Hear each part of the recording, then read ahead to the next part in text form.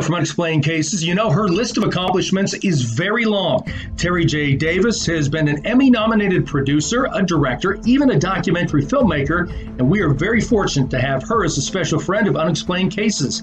You know, over the last 3 weeks, Terri has been guest hosting on our live show, Unexplained Cases Medium, and introducing some fantastic individuals curious about their African-American history and also their heritage. So starting this month and everyone afterward, Terri will introduce us to more fascinating personalities. This Sunday, though, it is all about Terri. We will learn more about her remarkable career in the entertainment industry. I'm pretty jealous about this. She has worked with Steve Harvey and Queen Latifah. And after we catch up about her accomplishments in the entertainment biz, she's called upon Maryam to remote view the Madam C.J. Walker estate. What will we learn about where the first female self-made millionaire in America lived? You're going to have to tune in. In honor of Black History Month, a special Unexplained Cases is next. I am. I am. I am. I am. I am. I am. I am. I am. I am. I am. I am. I am Black History. We are Black History.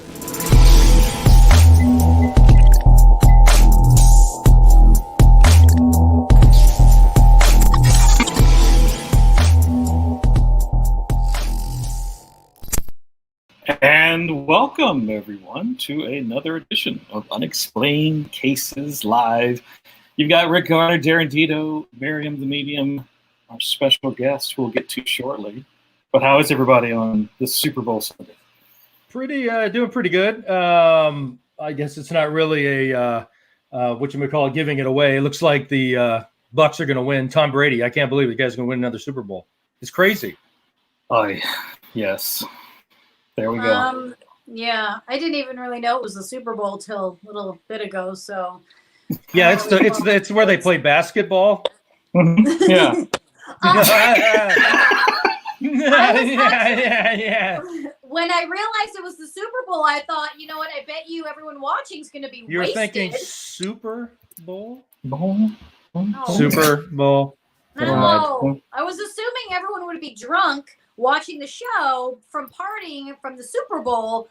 And so I thought we could do a drinking game since everyone's already wasted.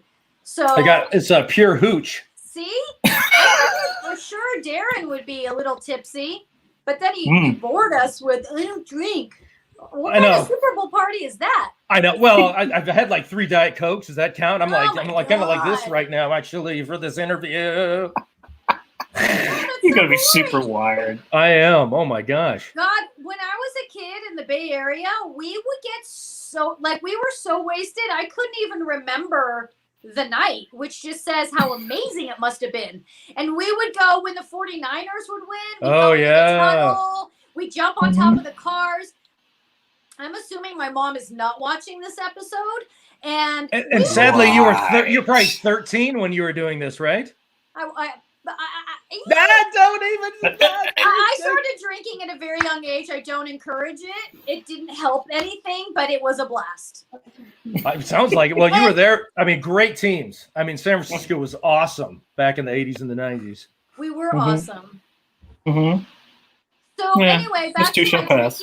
my mom just texted me. I'm watching. Sorry. See, I knew it. She's like, you lush. Did you know that she found a 12-pack of beer in my trunk of my car? And she was like, yeah, so where did that come from? And I was like, that's weird. I don't know. We're talking about high school or like now? High school. Oh, okay. Now. I was like, no, it's like, Mom, I went down to Safeway and I got it. It's really not that big of a deal. It's our own special. What's the problem? I don't live with my mom right now. So you're a big girl. So back to the drinking game idea. I think that every time I say a swear word, people have to drink. Oh, I'd be hammered by the end of the night. That's great. So between that, everyone will be completely wasted and we'll be knocked off the air. So I see what we're trying to accomplish here. That's great. I figured everyone probably already is. So they would appreciate a drinking game to go along with it. Okay. That's not a bad. Okay, I can see that. Okay. I don't like your lack of enthusiasm at all. I love it. It's the greatest idea of all time. Oh my God. Steve Jobs, Maryam's idea. I can't believe that you just came up with that. iPhone drinking game. Sweet. Hey, D, we get to be the mediums tonight. Did you like my I was fake gonna say. off? I mean, you could have at least gotten out of the frame. I know. mean, I you know, did. would have been at least, halfway I believable. did. It Thank Hey, God, is Aaron. anybody watching the show? I hope. Kara, Jessica, welcome all you good. guys, Skeleton Crew. So yeah, we've got some folks there. So hey, we probably should get to our guest because she's been enjoying this. Can she hear all this? Can Terry hear all this? Oh, she could hear every bit Oh of my this. God! Isn't this it's so embarrassing, isn't it? So professional. It's my life. Oh my gosh! It's my life. I don't She's have a used to all this. Just saying. This is probably fairly tame, but she's used to it. Oh my God, she missed the last Sunday. I'm not allowed to say the words anymore, but last Sunday was it last Sunday or the Sunday prior? Darren kept I've saying slept since the then. P word. But Peanuts. yeah. Peanuts. It was not Yeah. peanuts. It was what we were peanuts. talking about in the green room, Terry. Oh my God. It's like a high school locker room in this place. I swear to God. And I thought we could move past it, but now I'm just going to incorporate some time in the show for this every single week. Actually. So we Exactly. can I have wanted an, you As actually. you should. I was an actually going to homage. ask you to edit that clip and replay it for everybody in slow motion, so you could hear him say the word. Okay, I'm Wow. out. she's a little too gleeful about this, but just saying. So This is hey, what Terry. I think her mind is in the gutter, is what it sounds like to me. No, this is what happens when we don't do an afternoon show. I got to take a nap. I haven't something else to eat. Oh my God. Oh, right. Maybe you should get like a jigsaw puzzle or something like that. Maybe to kind of I know.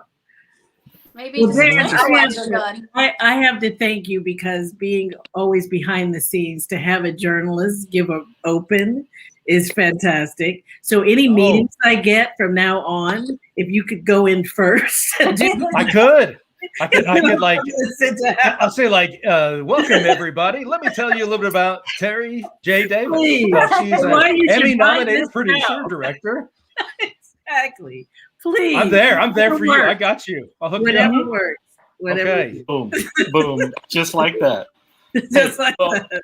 just like that. And so, and just like that, I think actually Em and I are going to step into the green room so Mr. Dito can interrogate you a little bit.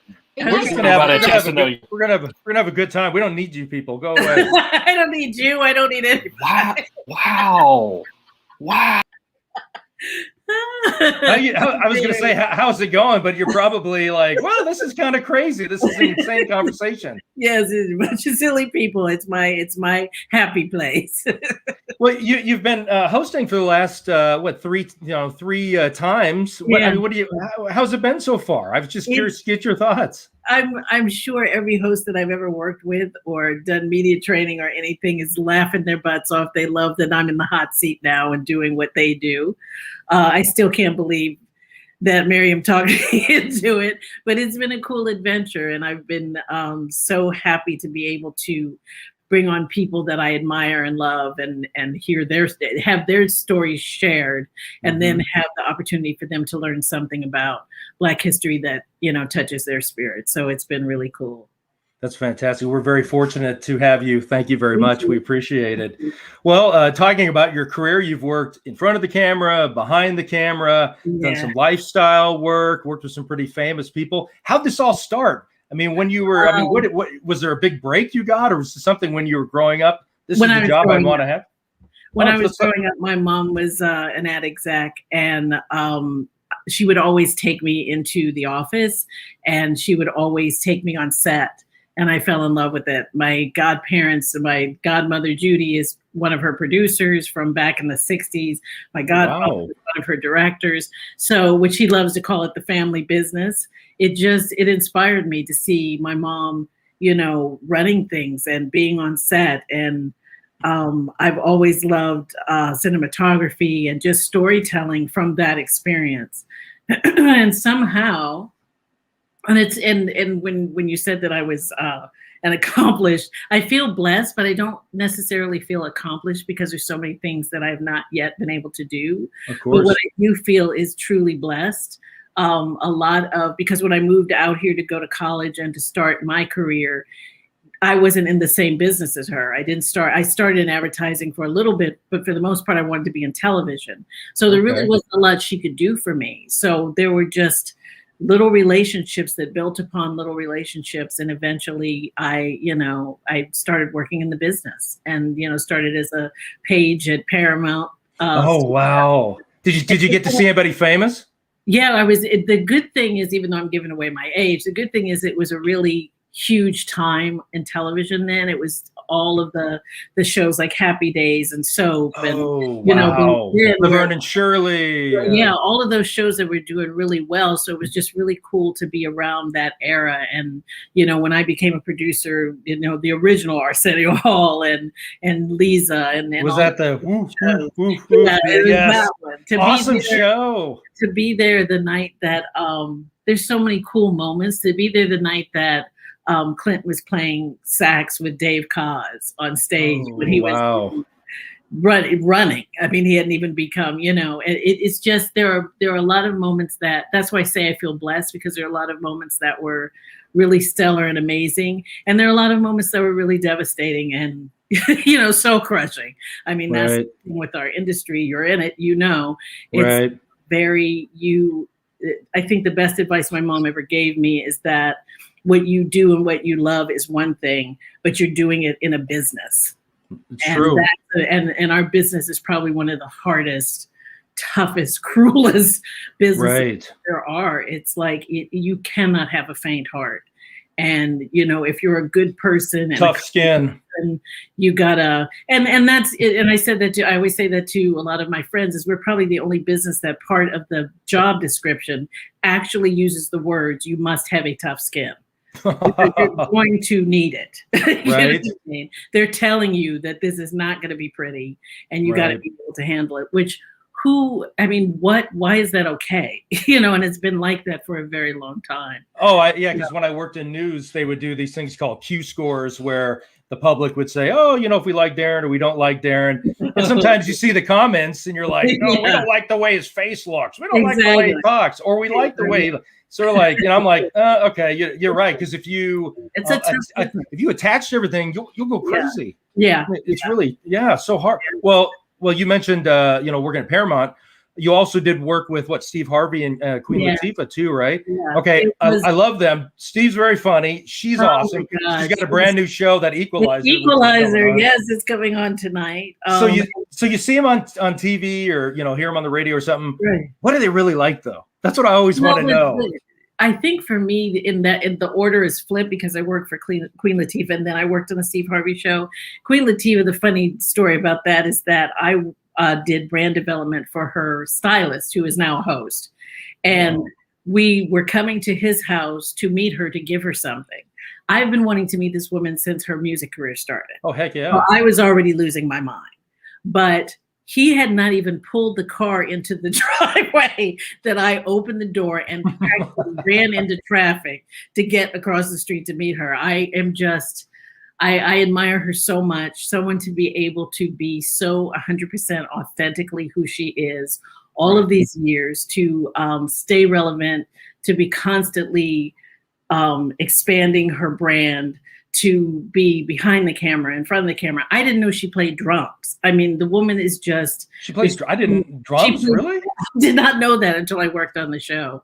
And it's just been really... And as far as Steve Harvey goes, he is really one of my favorite comics. So what was really special for me in both those situations is that I got to see them off camera, see them getting ready, see them prep. And what was really special for me with Steve Harvey was that I was going through a really, really dark time in my life, and his motivational stuff is it's not funny. It's real, and it's heartwarming, and it's soul food. He says things, in a joking way, but with all of this energy to tell you to not give up, to tell you to tap into whatever that dream is and that drive is within you, and to go for it. He tells women to love themselves and respect themselves and not let men disrespect them. So he's always giving these amazing, moments of inspiration. And that's really what I needed at that time. And then I got to see him do his thing, you know, on camera and book really fun people. And the executive producer of both Queen Latifah and Steve Harvey, Ianthe Jones, was the person who gave me both those chances, you know. Oh, so wow. it's, you know, it for me was the moments that are between the ones where it's famine and feast. You know, that's the business, right? Yeah, that's when you get to do something that you're like, okay, I've been holding on this long time, you know, and something really big and positive came out of it. And I'm the type of person that I learn from the people that I admire. How they got there, the stamina of staying in it and pushing forward, because it's tough, and it's really tough for people of color. It's really tough for a woman of color to not only get in the room, but to be respected once you get into the room, and to do the work and to be heard, which unfortunately a lot of my career, I wasn't heard. You know, I've worked on a show like in the last couple of years where I wasn't allowed to be in the room for creative meetings, and I was one of the creative producers. You know, it's horrible. But that's our, you know, our business has so many stories like that. I'm not the only one who has gone through it, and for me, it's just important that, you know, my mom accomplished so much that I'm here to show little Black girls that they can too. And I'm very focused on doing things that are positive and that are funny and that are spiritually fulfilling for people. Mm-hmm. You know, it's like for me, I'm probably 3 times her age, but Amanda Gorman, I talk about her constantly now because seeing her pull off that poem during the inauguration. Really, oh my gosh. Wasn't that just mesmerizing? It was just amazing. That was the first time ever I didn't know who she was. I didn't know who she was. And it was phenomenal. And it touched my life and inspired me. So I'm sure any girl from age 5 on up, you know, had the same thing happen. That's why we want to be seen. You need to see yourself. You need to see what can happen, what you can accomplish. And, you know, and people need to know that anybody who's doing well and doing their thing and they're a woman of color, they went through some stuff and are still going through stuff. I was going to say, it hasn't stopped. You know, it hasn't stopped. And so when you talk about someone like Queen Latifah or Shonda Rhimes or Debbie Allen. Oh, Shonda Rhimes, boy, just a genius. Yeah. Oh, yeah. But that is an act of God that she got to do her thing and have that moment to show how really, truly talented she is. And there's a lot of people that don't get that chance. There's a lot of people that are still trying. And my whole walk of life is I want to support the artists and the people that I know and love to keep with it and to stay with it and to do what they're here to do. Because if you have that talent, it's my belief that you're supposed to be sharing it. You're supposed to. Absolutely. I agree. You know, and it's really important. And the other thing too, is it's extremely important to create your environment, your personal environment. I am surrounded by so many incredibly funny people, and it means the world to me because laughter is what gets us through 2020, where we're still amen, man. I know. You know, you need to be able to laugh, and you also need to surround yourself by people who really do sincerely love you and want you to succeed and want the best for you. Because it's so easy as an artist to just sort of fall into circles of people, and half the time they don't care what goes on with you. They just want to make sure you can do something for them. And that's not going to help you. That's not serving you at all. You really need to be around people that feed you and support you and, you know, really care about what you have to say as much as they care about what they have to say and work together. That's the kind of environment you have to do this business, because you're going to get enough abuse when you get that gig. Yeah. You know what I mean? I know the pressure. I mean, it's just so much pressure. Yeah. Well, this is something I don't have. I don't have curvy swagger. It's not really in my repertoire. I love the name, but what is it? Rick? Get out of here. What Really? what is Curvy Swagger? It's a website. Is it just a it's state website. of mind, or It's a website and a state of mind. I started it like 10 years ago because it was all about the fact that I worked in fashion on and off my whole career, and women who are over a size 6, really, honestly, which is terrible. And they're ignored by fashion. And when I had already started that, and then I met Timothy Snell, who's Queen Latifah's stylist, who was really, really behind that idea of all women should be able to look amazing and have great fashion. And Curvy Swagger is really a chance for me to share stories with women that are 100% inclusive. Nice. Because we're usually separated by segments, and the reality is we're all women, we're all people. We should all be spoken to and shared with, and so that's what I started Curvy Swagger for. That's fantastic. That's awesome. Hey, what about? I mean, this is a paranormal show. Yeah. Is it ever been something you've thought about, or you're curious about it, or I mean, I'm just curious. What do you what do you think about the paranormal? Well, my grandmother was a medium. So wow. Tell me now. How did she do it out of her house? Did she have a? She didn't do it as the interesting thing is she was a really brilliant woman. She was a designer, and by profession she was a nurse.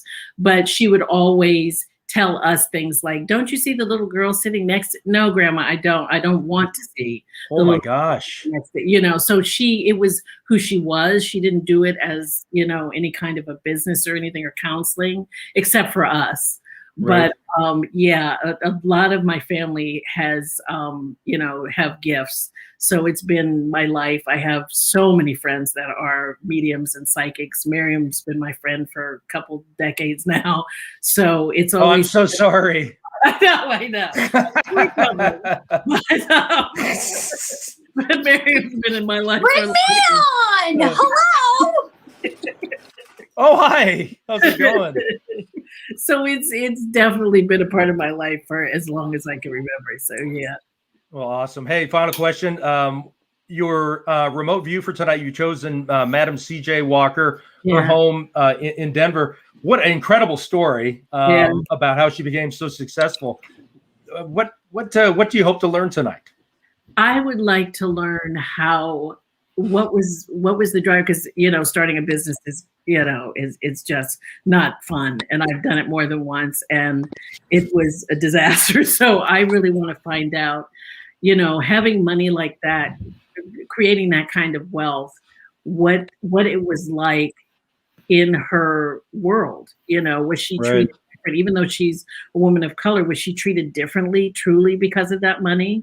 And how did other people of color treat her? Were they loving, or were they jealous, or how did she and her marriage?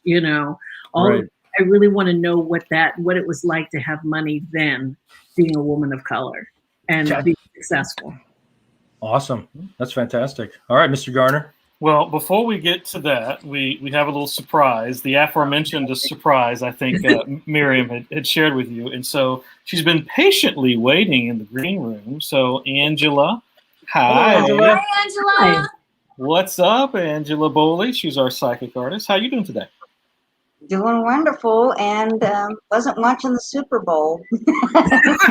Well, Tom Brady won again. Yeah. Yeah, there's how all that works out. There it is. Just like that.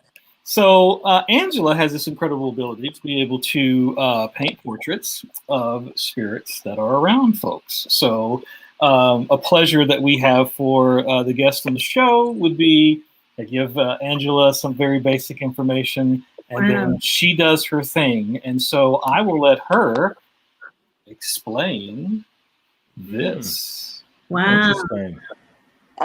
This is a spirit guide from you, but he is a direct ancestor. He's from a family of musicians, generationally musicians from ancient Egypt. Wow.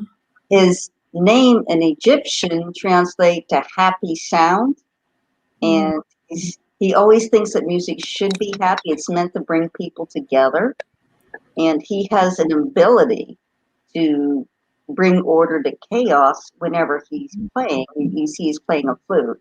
Yeah, I played flute when I was growing up. Really? Yeah. He's very connected to you, and he's very much about the flow and rhythm of things and music. And whenever you feel down or feel chaotic, he helps bring order. He helps bring the calm in, he helps bring the order to things when everything is disrupted and it's sort of chaotic. He plays a melody and everything conforms to the melody that he's playing. Oh, nice. Did you say he had a name, Angela? Yes, it said his friends. He said call him Lamb because his Egyptian name is kind of long, but which would have been a fairly common name in more earlier times. Right. Just Lam is how I would see it in my mind, how it is in Egyptian, but he has comes from a noble family that are just known for their musical talents. So you go all the way back to ancient Egypt this is on your mother's side. Wow. He's very specific about that. He says, through your mother. Wow. The painting is so beautiful. It's so Yeah, that is. I love the colors. Me too. And he's so calming just to look at. Yeah. I love these playing the flute. That's amazing. It's really amazing. And the fact that you used to play the flute. So that's cool. Something else that's quite cool. And you know what? I was telling the guys earlier that I have, like, before each show, my intuition tells me which background to use, and they guided me towards this one, and I just realized you can't see it, but it has the Egyptian. Oh yeah, you see a little bit. I can see a little bit. Yeah, I thought that was really fascinating. That's it wonderful. paired up with that Thank photo. you. Or painting, I should say. So beautiful. So Angela's going to be back in the green room while we're remote viewing, and she may have something else awesome for us. But before I sent her off for her snacks there, one of our fans gave you some props. Oh, there, Angela. nice. All right. Aaron was saying that you apparently had done a painting for her, and it was amazing. Highly recommend. So that's great. Thanks for that, Aaron. So Angela, we'll check in with you shortly, eh? Bye, Angela. Bye. Bye. All right. So I guess we'll hand the baton over to Miss Maryam. And so for everyone else, as always, keep your hands and feet in the ride. And enjoy. All right. Terry, remind me of your mom's name. Shirley Riley Davis. Shirley. Okay. And then, okay. So, Madam CJ Walker. This is so interesting because, why did you pick her? Sorry, why did you pick her in this? Well, there's two things going. Her whole her wealth and her business was beauty, hair and beauty. And growing up as a little girl, that was my Saturday with my mom for a long time, going to the salon every weekend. So I have a thing about stylist to begin with that's positive.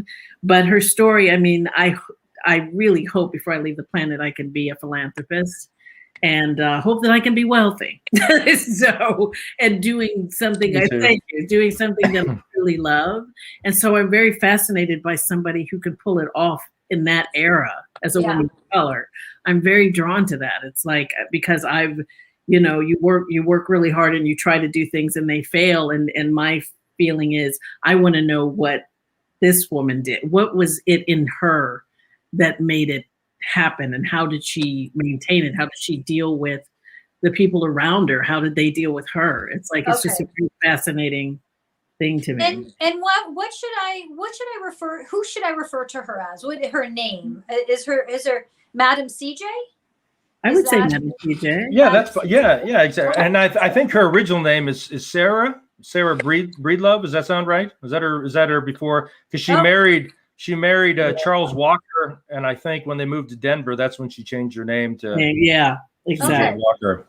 She's telling me she's telling me I can refer to her however I want, but Madam CJ. Just say badass.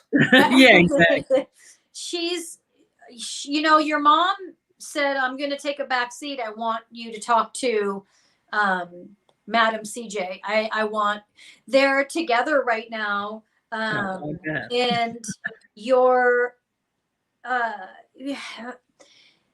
Madam CJ is so gentle and so she's like she's like, her energy is just like water flowing, like this gentle soothing. It's like, oh shoot, she's showing me something fascinating. She's saying there was, okay, hold on. A lot of stuff. Terri, you have a direct lineage with her. You have, which of course isn't unusual as we talk, because when people pick locations, they tend to have a connection. Right. But she's showing me, I think I gotta try to interpret, but it looks like right now she's showing me I believe it was you. Did she have children? Yes, she had one daughter. Little girl. She was showing me this little girl in the bathtub, and she was using the water over her to calm her. Water is calming for you, right? Yeah, it's my sanity. I love the ocean, and I'm a water person. So she's showing me, that's why we opened this conversation with water. She's showing me okay, so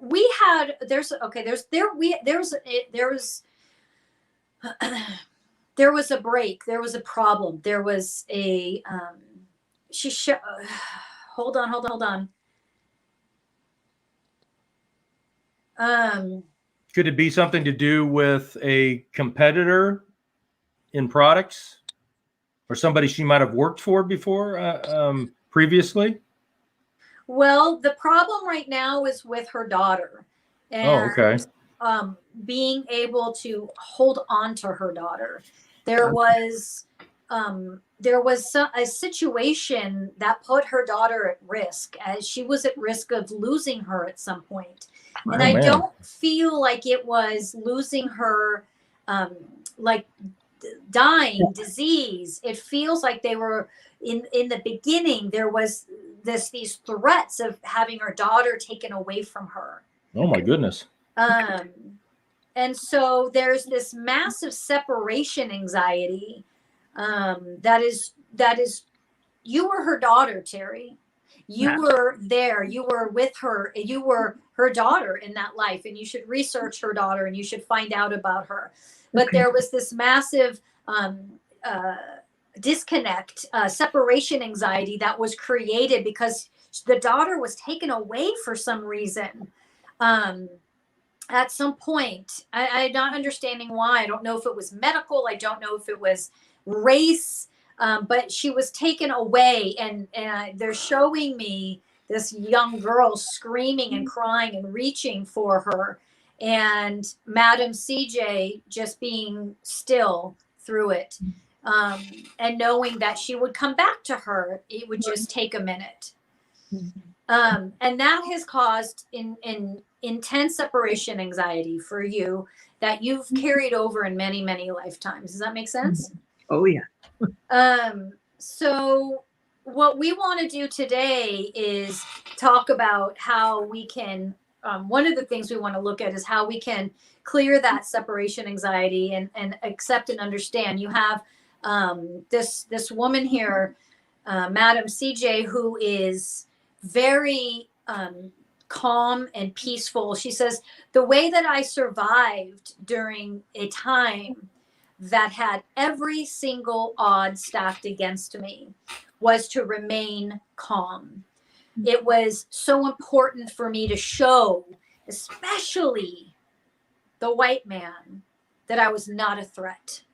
And the way that I showed that I was not a threat was to remain calm. And my strength showed through. I didn't have to prove, I had to just be, and my strength emanated. And so even in that horrific moment where I thought I'd never see you again, I remained strong. Mm. and I remained grounded. Because if I showed anything else, I would have lost you forever. And so understanding that this connection between you and I, you have carried over the pain, the fear, all of that you carried over lifetime after lifetime after lifetime. And this is why your most recent mother in this life has taken a back seat and said, graciously, I want you to speak, meaning Madam CJ. I want her to speak, because I want Terri to understand where she comes from and the powerful lineage of women that she embodies. But that embodiment has been distorted because of fears that you are still holding on to. She says that she's experienced friends, close family lynchings, homes being burnt, families, all full families being devastated. She says, I've watched as homes were just burnt to the ground with families in them. And I understood, because my job was to be strong, not a false sense of strength, a true strength of understanding who I am and what I'm supposed to do. And if I ever lost sight of that, I would have lost everything. I didn't do this for the money. I did this because it was my job to influence and inspire others. It was my job to shift the lineage to one that isn't about suffering, but to one that is about prosperity and succeeding. And understanding that I want she's saying actually to you, I would love for my story to be told, Terri. I would love for you to tell this story, however you tell it, through a book, through movie, through however you want. Online, she's saying anything, but I want my story to be told, because my job isn't done influencing and inspiring. I work closely on to Earth. I work very closely with so many prominent women, but you haven't heard. You haven't heard me. You haven't heard, like she's saying, the cry, the call to stand up, to rise up, and to show that strength. She has this ability to smile in the most horrific moments.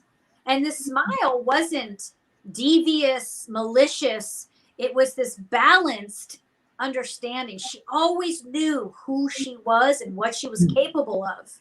Her mother, my mother, taught me that, she says. And I instilled that on others. And when that moment happened, that separation happened, it was so important for you to experience that, so you can come back and trust and find and understand that my strength, my solid emotional state was a knowing. Not because I didn't feel, not because I wasn't sad and scared, but because I knew you'd come back. And you did. You were brought back. Wow. Wow. Man. So everything that I've built and everything that I've acquired was built out of a place of determination to be of service to others. And the truth of understanding how to be of service to others is very hard to master. I was very lucky when I came into body that lifetime. I had come, sidebar, we've heard this before from many successful Black men and women. They came straight from an angelic place into body, which is not common. But understanding now, she says to me, Maryam, understand, in order to endure what Black men and women, Black women especially, endured, there had to be this backbone of strength, right? This is why we came straight from this angelic source, because we could embody that, because we were here to move us forward, not to sit in shame. And so as I proceeded, she's showing me how she comes down these angelic stairs and steps into body. I always knew, she's showing me herself at like 14, 13, 12 years old, pigtails. I always knew what I was supposed to do. And it was never about how. Oh my God, how do I overcome? Oh my God, how? Oh my God, this. Oh my God, that. It was just do. And so I did. And I had a man in my life. I want to say husband, I'm not sure. That was very good. There was a man that knew how to stand behind and just be there as needed. I didn't do it alone. I could have, but the love and support was needed. I had blinders on as well. So there was this sense of don't look, just do. Okay. I know what's out there. I know what I'm called. I know how I'm perceived. It's okay. Don't look, just do. It's an incredible motto that she keeps saying. It's really interesting. And that kept me on the path. And then as the money flowed in, as the creativity and opportunity flowed in, if I made sure that it would flow out just as quickly to be of service to others. Understanding, she's talking, there has to be this clear understanding of money, that when money comes in, it should be a fluid process, that as money flows in, money flows out, and meaning it flows out to those in need. Yeah, that's what she did too. Yeah. When money only comes in and stops and doesn't flow out to those in need, there's a breaking, there's a wall. I understood the energy of money and how it flowed like water. She keeps referencing water, man. And everything, and because energy is like water, right? Money is energy, and energy is like water, and it was just fluid. It just flowed. So I knew that as it came in, it went out. As it came in, it went out. There wasn't a need for me to hold on to it, because holding it didn't serve anybody. So I continued to, it flowed in, it flowed out. That doesn't mean that I wasn't smart with my money. That doesn't mean that I wasn't, conscious and aware of how to manage it. It means I was fluid with it, because energy is fluid. Energy cannot be created or destroyed, can only be transformed. And same with money. Same with all of us. So as I go back to, I feel the need, she's saying, to go back to that moment when we were separated. I have moved past that, but you haven't. And now is your opportunity to find a way to move past that. You've put that on your mother in this life, that separation, that fear, that anxiety, instead of the trust of knowing she's right there. You can let go.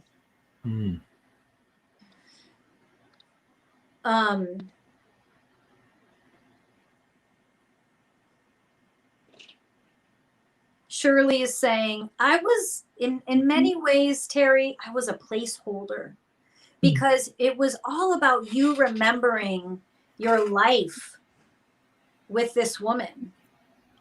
And I brought you in, and I didn't carry a quarter of what this woman carried.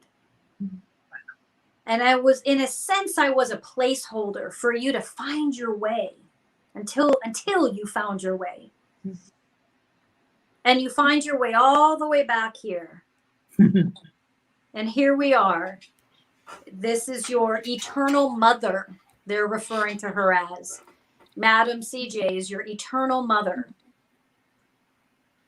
But it's important for you to learn the difference between being in body, being out of body, and knowing this eternal connection, this fluidity that just flows, never stops. Right. I want to share a little bit about that lifetime of what it was like being a Black woman in this type of environment. Yeah. Nothing I did was celebrated. Nothing I did was encouraged. Nothing I did was seen as, oh, you can do that. Every moment of my life was shown and told, no, no, no, no. And so I stood and learned to stand. And so when no came at me, it was no different than if someone handed me a flower. It had no bearing. It didn't matter. And that was what made me different from others, is that I understood that, as simple as this sounds, someone can stand in front of you and say all they want. What does it matter? It doesn't do anything to anybody. It doesn't mean anything. If I had taken a quarter of that to heart, I probably would have died at a very young age. If I had believed that you would be taken away and never returned, why were you returned to me? You were returned to me because I stood.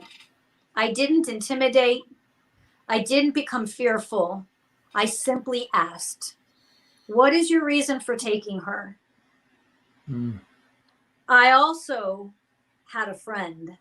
See, because I knew how to not intimidate others, because I knew how to not show fear and anxiety and anger and rage, I made friends with some of the white folks in the neighborhood. One of them was a sheriff. And he was the one that got my baby back. Wow. Had I had been someone who was emotional and raged and fought and yelled, you would have been dead. I would have been dead.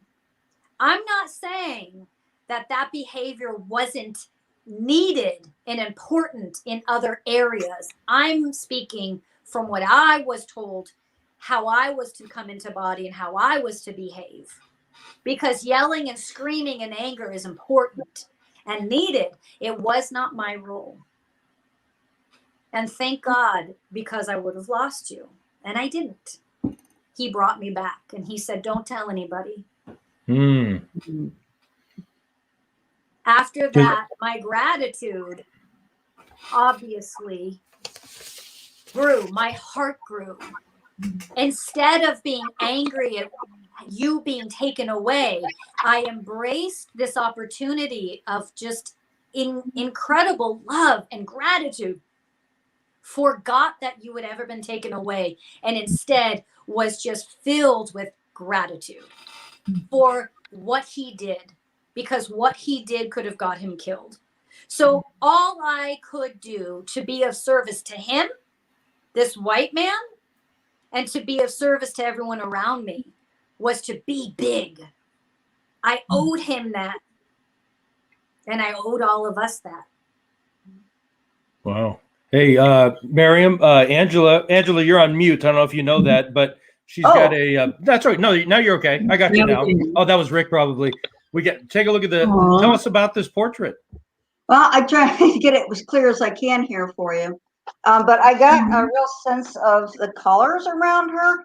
I mean, she expresses such vibrancy in her life force and her colors. I mean, her pink and yellow, seeing that with their love, so much love. I mean, there's no bitterness or anything. It's just, and she was always a huge inspiration for me, like 20 years ago, when I was trying to start out being an artist. She was my biggest inspiration, because at the time I was looking into lucid dreams and taking inspiration from dreams. And then I learned from her that she had had an inspiring dream that inspired her cosmetic line that went back to the ancestors, and the knowledge of the ancestors being passed down to her so that she could help women here. But she is a great inspiration to me, still to this day. And I was been telling her while Mary was like, you are still a great inspiration, or an inspiration for all women.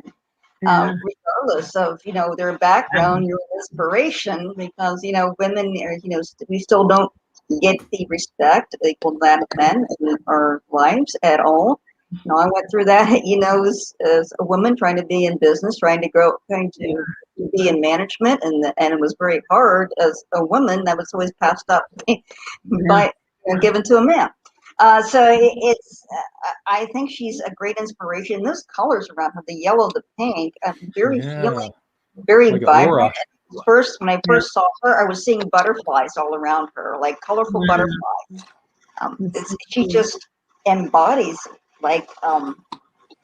like an unconditional love. Love is patient, love is kind, not judgmental, not harsh, not angry.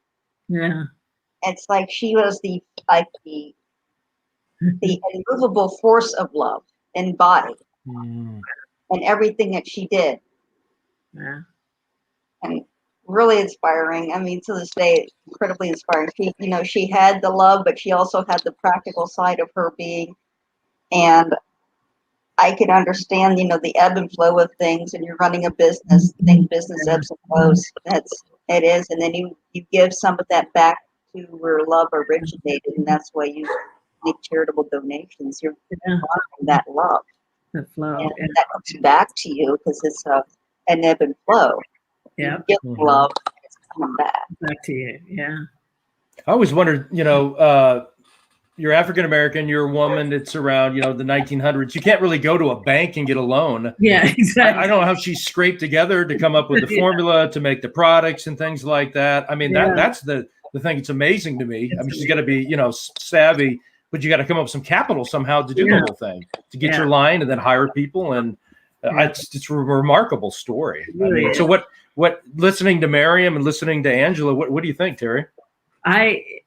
It blows me away, number one, but number two, it's interesting hearing about her characteristics and how she loved and how she taught, because that's how my other mother, Shirley Riley, was. It was very much about that unconditional love, just pure unconditional love, and just doing. She didn't listen to anything that told her she couldn't do. She just did and accomplished great things. So it's so synchronistic to me and just mind blowing, because I really have been drawn to her, for a long time. And it blows my mind. It blows my mind. But Maryam does that a lot. She does that a lot. But it means a lot to me, because it's, this is such a turning point in my life to make a lot of decisions of where I go next and what I do next. So it's very inspiring. And, I definitely am going to do some research for sure. Yeah, that's what I was wondering. Actually, you kind of answered it. If you take this information, what you learned, and then it charts a different path in your life, kind of zig-zag like that. Exactly. So you learn a lot more than what you thought when you came into this. You're like, it'll be kind of fun. Maryam, you were pretty, dialed in tonight. I mean, not to say that you're not every time, but anything different this evening with the remote viewing? I mean, this woman was very passionate coming, in the connection with you, it seemed like. I don't know, other than, when someone comes from a lot of these energies, when they are still working very close to Earth with a lot of people embody, they're easier to communicate with. And what's been interesting with all the Black History episodes we've been doing is it's not coincidental that we're communicating with energies that are part of the movement, so it's like they've already been working with others here on Earth to move Black history forward. And so it's not a coincidence that she, just like the others, is right there and present, because she's working so closely and they're waiting, there's understanding in the spirit world, a lineup of where we're going and what we're doing, something we all have access to that information. But when people start to listen to the cosmic lineup, then there's this, wow, look at how everything's aligning. Well, yeah, it's because we looked and we listened and we followed, and so things aligned. If none of us were following, the spirit's guidance, we wouldn't be sitting here. We'd be doing something else that may not flow as well and might be just more frustrating and choppy. But because going back to when, my mom and I had that conversation that this was a show to do, but, something I told Terri too was, I wanted to be a part of the movement, and I didn't know where I fit in or how. Right. And I think a lot of people feel that way. And when this transpired, it was like, this is how I want to be a part. This is how I want to help. And so then, of course, everyone comes down and is like, okay, so let's do this. And things align and everyone's waiting to have the conversation. So once a month when we see Terri, these people are going to align with these beings that were already, that knew we were coming and knew that this was coming. And so those conversations are always, I feel like they will probably always be very clear, because it's time for that. It's like when you do a personal reading, you can read someone who isn't ready for the information. And so you're just like, what's, and then you have someone who's super ready to hear and is like, okay, let's do this. And it just flows right through. And that's where we're at on the planet. The more people are ready to move forward than are holding back. And because there's more of us that are ready to move past this and move forward and change the dynamic, change the story, we're going to be getting voices that are loud and clear. And we're going to be getting voices, like we've happened to have voices that are very nurturing, and very calming. But we know there's going to be voices that didn't behave that way because they changed the story by being loud, and by getting killed and by doing that. And so those stories will be just as interesting. But, it's always incredible. And I doing this work is so much more fulfilling for me because sharing stories that weren't told, like that in, there's no books that probably don't even speak about her, never mind her attitude, her character. And then on top of that, what she endured and how she got through it, And so anyway, that if that answers your question, Darren.